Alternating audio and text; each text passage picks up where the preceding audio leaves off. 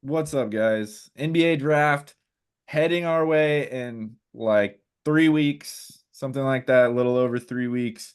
Going to be a big time for the Portland Trailblazers. But there's other things to be figured out this offseason as well. We've talked about it many a time on the podcast. What happens with Jerami Grant? What happens with Brogdon? What happens with Anthony Simons? We've come to the consensus among the three of us in this podcast that two of the three must go at some point, in the near future. I don't know if it's going to be this off season or not, but building for the future, at least two of those three has to go. Today, we're going to talk about what to do with Jerami Grant. Colton, he's going to lead us off on this. He's been thinking about it all day. He's been brainstorming. He's been stewing. He's been considering. He's been looking. He's been playing with the trade machine. Give it to us, Colton. What are we getting for Jerami Grant? Well, I just want to say, yeah, I agree that two out of the three of Brogdon, Simons, and Grant should go this offseason just to clear the runway for the young guys. More shots to them, more minutes to them. You need to see who's a franchise cornerstone. You need to see who you have on the roster with the young guys.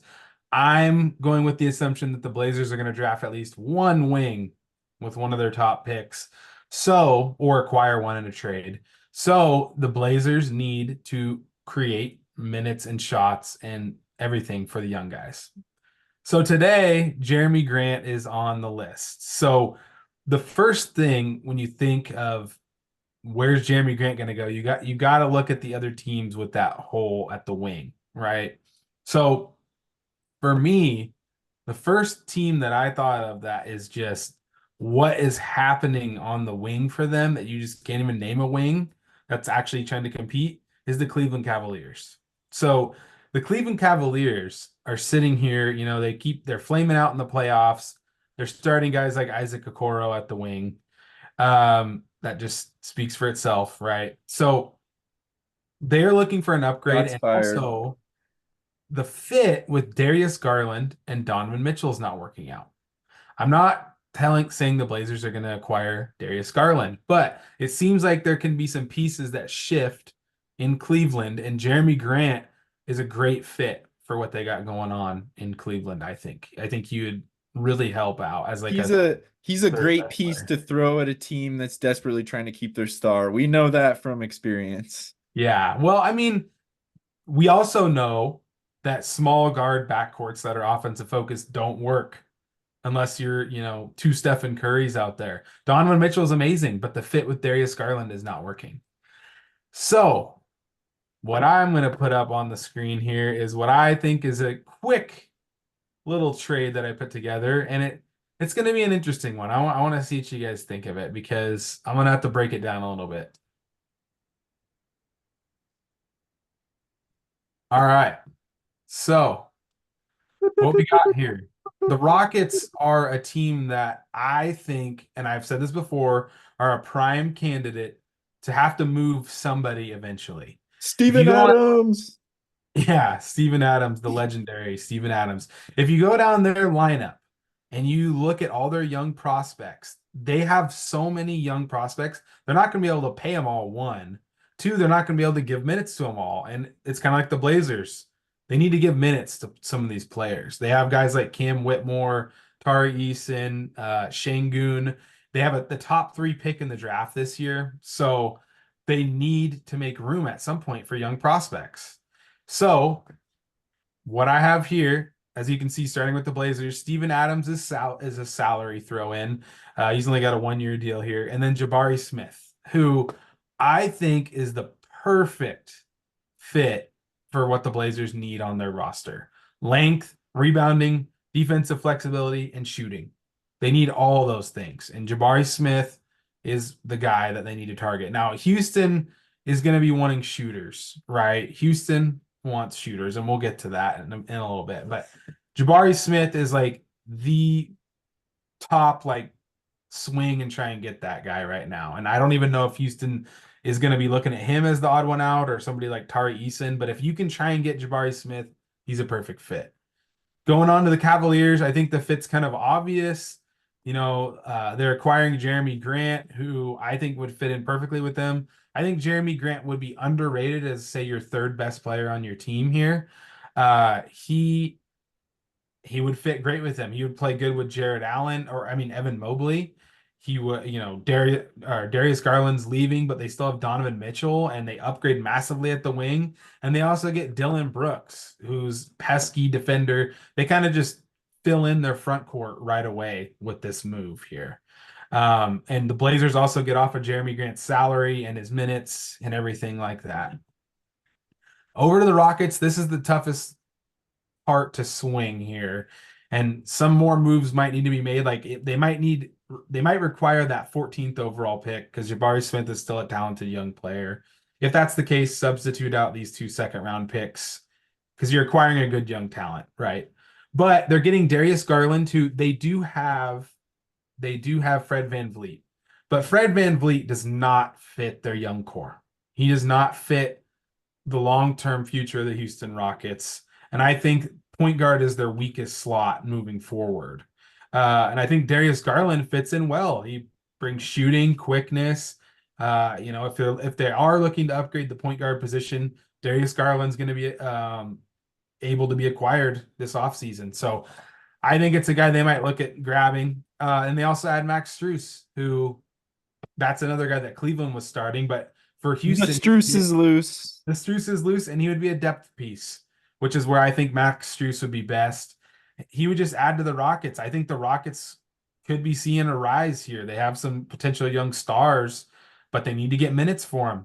They need to get players, minutes. And Dylan Brooks is sitting there taking minutes from there. He's a guy that demands minutes. So I think this is kind of a weird trade because it's like, would all these guys move? I think it's a matter of finding roles on each team that teams are looking for, as well as positional fit. So, what do you guys think? I think this is an obvious win for the Blazers if they could do it, getting Jabari Smith. I think there's no way in hell the Houston Rockets do this trade though. I think they don't know what they have with Jabari yet. He was a number 2 overall pick. It seemed like he's coming on a little late and starting to show more upside as he goes. That size, shooting, shot blocking combination. He's like a Jaren Jackson Jr. prototype player. Yeah, I just don't see them making this move. Would you include the number 7 pick to the Rockets for this though, Colton? Yeah, yeah, that's the thing. Yeah, I probably would. I think Jabari That could Smith, be that yeah, could be a better sell. I think that that's getting closer to the mark. yeah, yeah. That's what I'm saying. Like you're right, and I was even thinking about putting the 14th pick over there, instead of those second rounders just to grease the wheels there. But yeah, I think I would. Jabari Smith's a talented young player with a perfect fit for the Blazers. So Yeah, totally. we've talked about this before. Like, would we trade that seventh pick for a known quantity, someone that's definitely an NBA player? And given that the draft is so weird this year and that we don't know what we're going to be getting at 7, whether it's going to be a star caliber player or not, there's never any way to know for sure, but this year especially feels uncertain. Being able to get Jabari Smith, who we know is an NBA caliber player with really high upside, and then as a bonus, just being able to get out from under Jerami Grant's contract, I think that it would be worth it. Um, and yeah, so I would do that. I would definitely also do the trade as it is right now. Hey, if we don't have to give away number 7, let's not give away number 7. But yeah, I think it's a good idea. And if we could get Jabari Smith, I'd probably go for it regardless. Yeah, He seems like a perfect fit with Scoot and Shaden to be that same the time frame. What do we call it? God, I'm blinking on the what's it called? timeline. Timeline. Yeah, the timeline. The blessed timeline. He fits perfectly with that. Um, I wonder a and little bit. Go ahead. just his size and position the Blazers would finally start to be looking a little bigger uh for the first times in 10 plus years where you got Aiton 7-footer 6'11 Jabari 6'6 Shaden 6'3 Scoot and maybe Kamara or someone else like that rounding out the lineup, you're looking a lot more size, a lot more defensive capabilities in that lineup. I wonder if the Cavs maybe, because when I first saw this, I was wondering whether the Cavs would be that quick to give up on Darius Garland.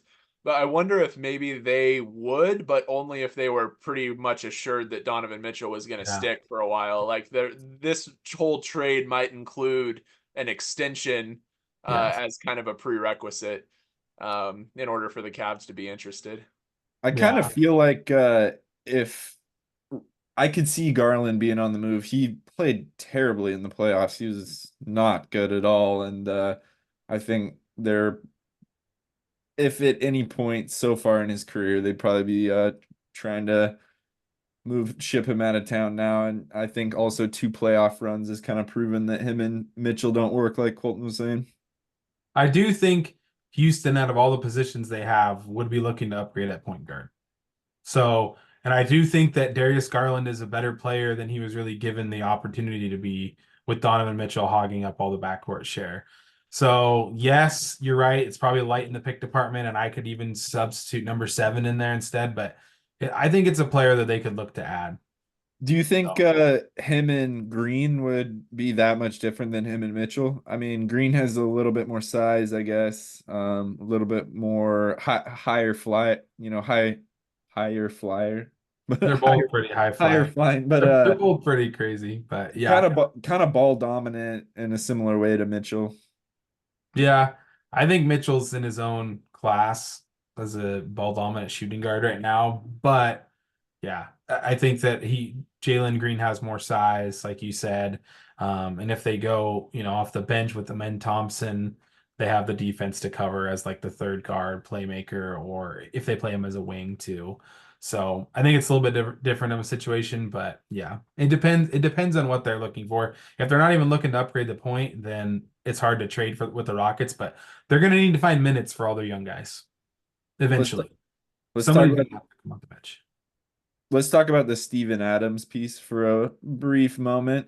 Do you think you trade him, try to get another asset for him, or stash him on the bench as a potential backup? What would your guys' preference be with that?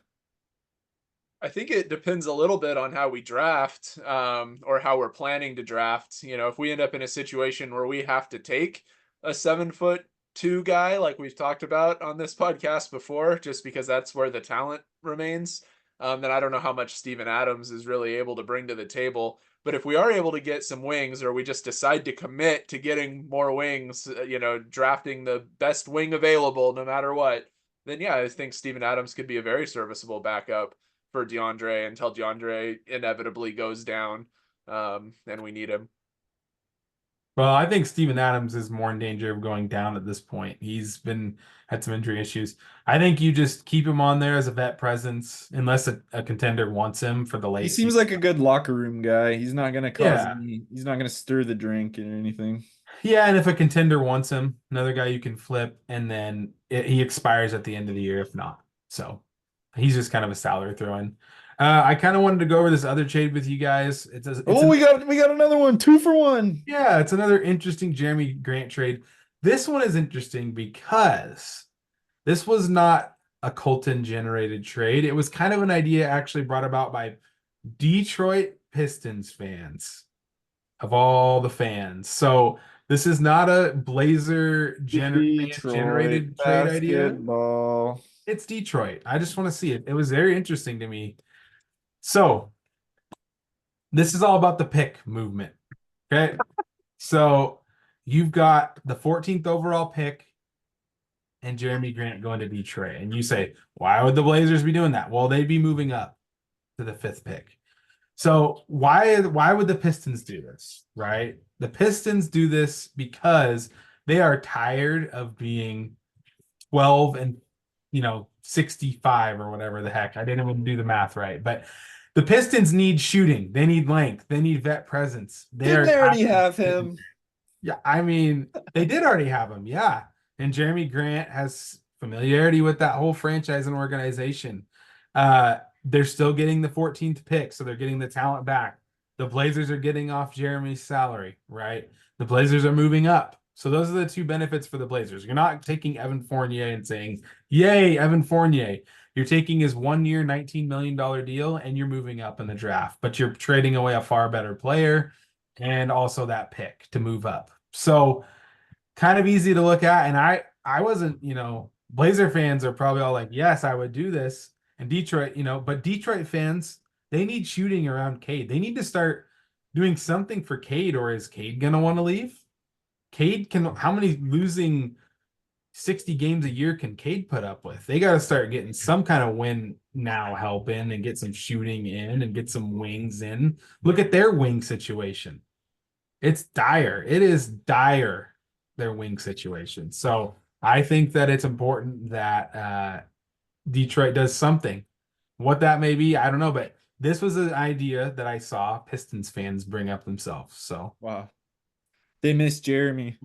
they missed Yeah, I Jeremy. think again, to me, this feels like an obvious win for the Blazers, and no way in hell the Pistons would do it. But I'd be down for it. I'd take the deal.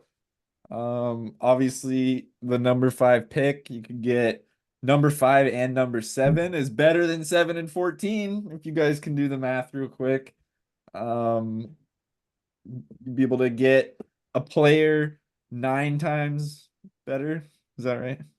Yeah, 9 spots better. So yeah, I would take that deal. I think, yeah, it doesn't make a lot of sense for the Pistons though. It doesn't fit their timeline, man. Come on, timeline. They have no And vets. They have no vets. They have no wings. They have no shooting. The prospects can't even develop because they don't have any shooting. So they could just take the best shooter at pick 5, but this way they still get a lottery pick. It's their way of acquiring talent again to try to get out of this funk that they're in, because they are in such a funk that they're at the point where they need to do something just to get win now. That's how bad it is in Detroit. And it has been for 8 years since Blake Griffin played for them, which is, shout out Rodney Stuckey. Yeah, I mean, it is interesting. I think Detroit would have to be in a position where they're not really trying to win now as in contend, but win now as in, sell more than 40 tickets a game. If they're in that position where they really just want to put an entertaining product on the floor, just to get some of the fans back and maybe try to attract some, free agent attention. The free agents aren't going to Detroit anytime soon, but there's a chance that they might be desperate enough to take Jeremy back just for some scoring, just for some help for the young guys, just to get it exciting again. I can see your point there. And yeah, if we could get 5 and 7, I'm on board. They'd have to be really desperate. So here's desperate they were spinning. here's the other thing to keep in mind with this draft season. And some people may be like, no, there's no way. This is not a normal draft where 9 spots, that's not going to happen. The draft is very fluid. Some of the guys that are mocked at number 5 are going to be there at 14. Like, that's how weird of a draft this is. But if the Blazers like a guy a lot, and then they combine that with wanting to get off Jeremy's salary and open up minutes, maybe Detroit bites, and maybe other Detroit fans are going to say, screw this idea. But I saw this through the Reddits. So That's funny that it does come from a Detroit fan base, but yeah, I don't think the higher ups, the GMs bite on that. I mean, Jerami Grant is not a needle mover for ticket sales or anything like that, and I don't think he's really going to help them win too many more games either. We've seen what he does. He comes in, he'll hit a couple game winners and get them real excited for a few weeks, and then you see what you really got with them, which is not a bad player and not a bad guy, but he's not going to be like world beater status. We'll see though. I'll take the deal. I'll take both these deals all day. Thanks everyone for tuning in. Would you take these deals? Let us know. Give us some other ideas for deals, and we'll give see us you in some the other next one. ideas. Bye bye. Bye bye. Bye. Bye.